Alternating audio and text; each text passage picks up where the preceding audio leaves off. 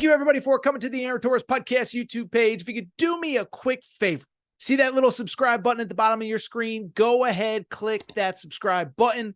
Really does help our channel grow, our audience grow, and I really do appreciate it more than you know. So click that subscribe button. Appreciate your support. Now, here's the video that you came here for.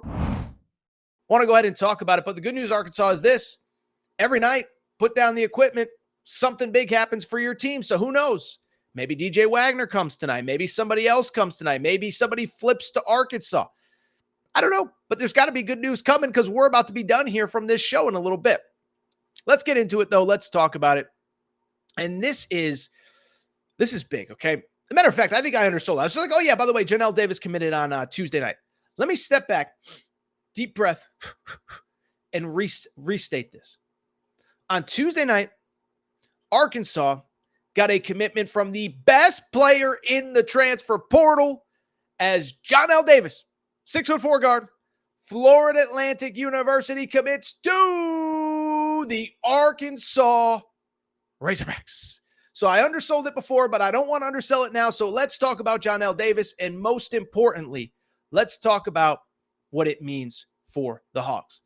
So with Johnell Davis, first of all, I said this, I think he is as good of a player as anybody who has entered the transfer portal this offseason. You can debate me. We can argue. If you want to say it's AJ Storr, I think I had AJ Storr ranked ahead of him for a time. Coleman Hawkins is now in. But, I mean, he is in the short conversation. And the funny thing about the portal, the number of guys who are actual difference makers, I think is few and far between. I think there's, 5 to 7 this year. I think Kadari Richmond is one, uncommitted as we record right now. I think that, Coleman Hawkins would be, AJ Storr is, but most of these guys are role players, fill in spots, whatever. Johnell Davis is a difference maker in every way, shape, or form. So this year averaged 18 points per game, 6 boards, shot 41% from 3. Obviously was a player who helped Florida Atlantic to a Final Four berth 2 seasons ago.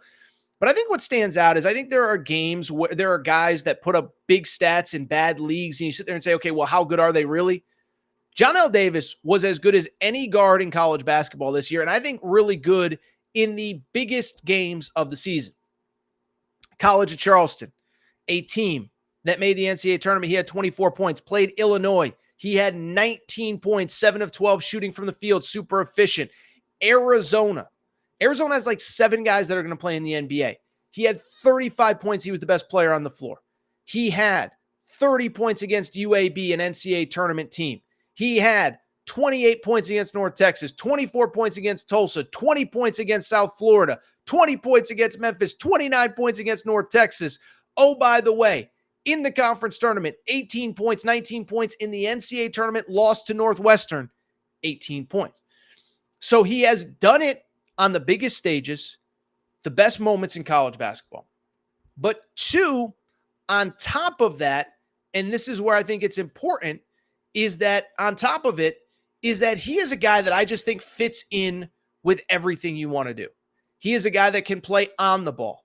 He is a guy that can play off the ball. He is a guy that gets others involved. He is a guy that is obviously a great teammate. There's just so much to like about this kid. And if you're an Arkansas Razorbacks fan, you just have to be excited. And I think, in my opinion, you should be excited for a couple different reasons. First off, he brings a veteran toughness to this locker room, okay? And Arkansas fans, you don't need me to tell you. Because every time John Calipari does something good, what is the knock on Calipari? Oh, well, it doesn't matter because he's going to blow it in. And what was the knock even coming in? Oh, he's just going to bring all his freshmen and they're going to stink. And it's like, well, that's not what's happening at all. And I will say, and we've talked about this a lot, but I think Calipari, the break from Kentucky was the best thing for Kentucky. Also think it was the best thing for Calipari. Start over. You don't only have to be the one and done guy. Now, you have the cachet of having coached Jamal Murray and Anthony Davis and Devin Booker and Tyrese Maxey and John Wall and DeMarcus Cousins, Derrick Rose, even back to the Memphis days. But you can also be the guy now. You can still recruit the best of the best in high school, but you don't have to take 6, 7 freshmen every year. And instead, you can take the guys you want and surround them with high-level veteran players. I think that's a mistake Calipari has made in the past. It's something that he said, even had he stayed at Kentucky, he was going to fix. And by the way, I'm just going to say it, and if I get crushed by Kentucky fans, I don't care.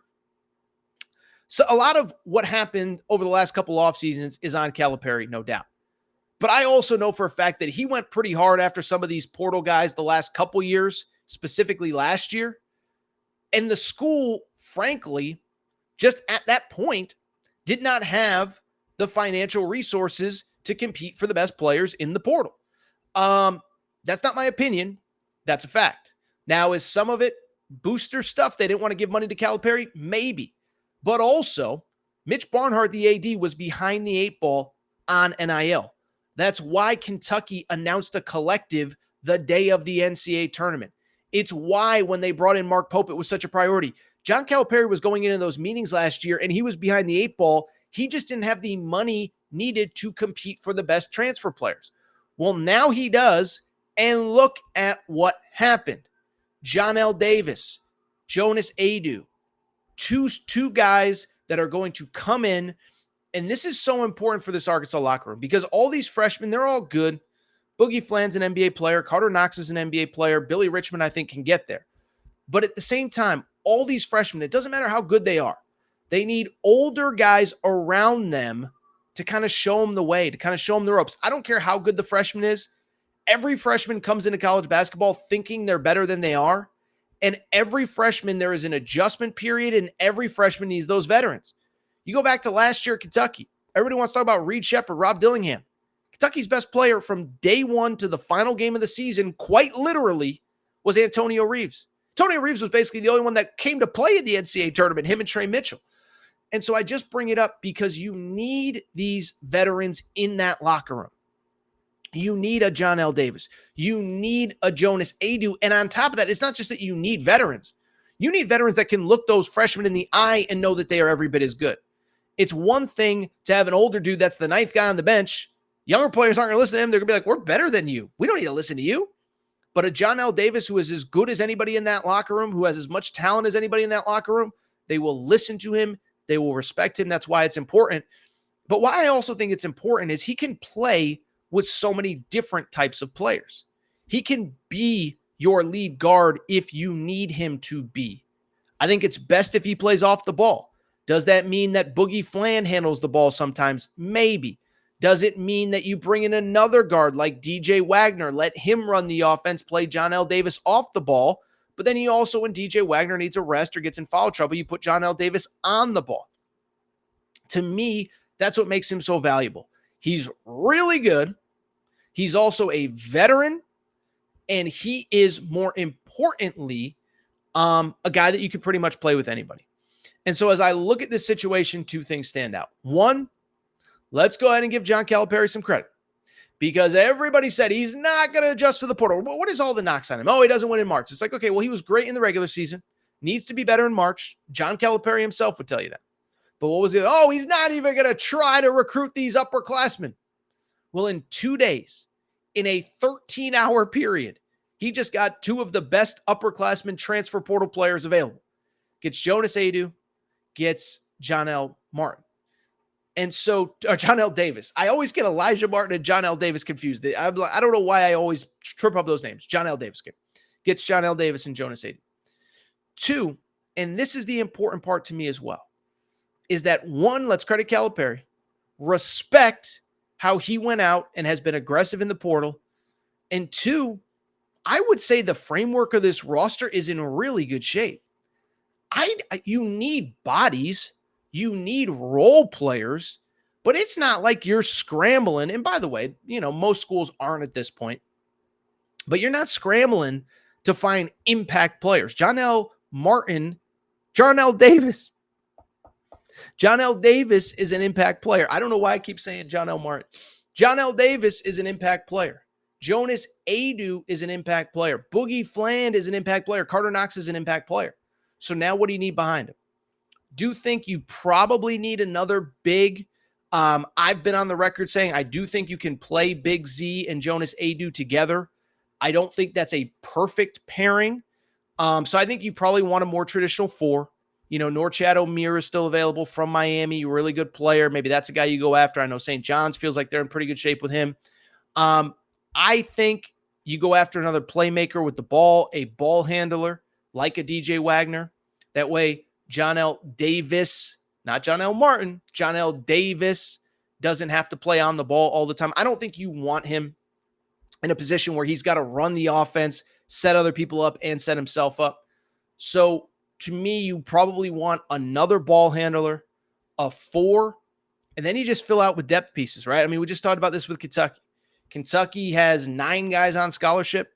I think they take maybe one more impact player, and then it's really just about filling out with depth. Well, with Arkansas, to me, it's kind of the same. You have right now 6 really good players, the 3 transfers if you include Big Z, and then also the 3 freshmen who are really good as well. So you add maybe a DJ Wagner, that's 7, maybe a shooter, that's 8, another big, that's 9. All of a sudden, you're good to go.